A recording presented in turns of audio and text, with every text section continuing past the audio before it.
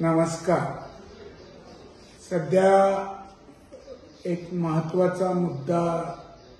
संपूर्ण जिल्ह्यात महाराष्ट्रात उपस्थित होतोय, ते म्हणजे मिरवणुका वेगवेगळ्या निमित्तानं जे निघतात त्यामध्ये डीजे हा जो प्रकार आहे आणि त्यामुळं सर्वसामान्य नागरिक, ज्येष्ठ नागरिक,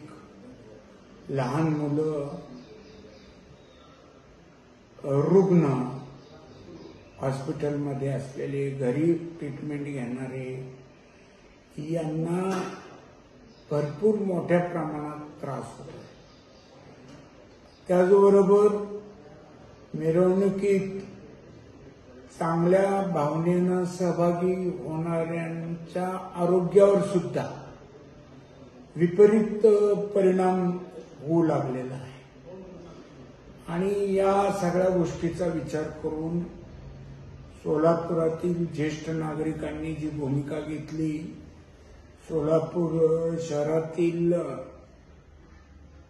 जे लोकप्रतिनिधी आहेत त्यांनी सुद्धा या डीजे बंदीबद्दल चांगली भूमिका घेतली आहे। तशाच पद्धतीची भूमिका माझी सुद्धा आहे की असे कर्कश डीजे आणि वाजवण्यापेक्षा आणि त्याचा लोकांना त्रास होण्यापेक्षा जी पारंपरिक वाद्य आहेत आपली, जी वर्षानुवर्ष अगदी पूर्वीपासून असलेली, अगदी म्हणजे आपल्या महाराष्ट्राचं आराध्य दैवत छत्रपती शिवाजी महाराजांच्या वेळेपासून वेगवेगळ्या समारंभात, कार्यक्रमात जी वाद्य वाजवली जातात तीच वाद्य अशा वेगवेगळ्या प्रकारच्या मिरवणुकीमध्ये जर ठेवली तर त्याचा त्रास न होता उलट लोकांचा आनंद द्विगुणित होईल आणि त्याच्यामुळे त्या मिरवणुकीमध्ये साधारण वेगवेगळे मर्दानी खेळ, लेझिम, पाच पावली नावाचा लेझिमचाच प्रकार आणि आपली पारंपरिक वाद्य हलगी, सुरसनई, त्याचबरोबर ते अजून सोलापूरला मोठ्या प्रमाणात वाजवलं जाते। अशी पारंपरिक वाद्य ही लोकांना कानाला आणि मनाला सुखावा असतात। बँड म्हणा, बँड सुद्धा एक से एक बँड पूर्वीपासून या जिल्ह्यात आहेत, ते लावावं आणि हा सगळा त्रास जो डीजे आणि डीजे सदृश्य जे काही आहेत त्याचा बंद व्हावा अशी हजारो नागरिकांची मनापासूनची इच्छा आहे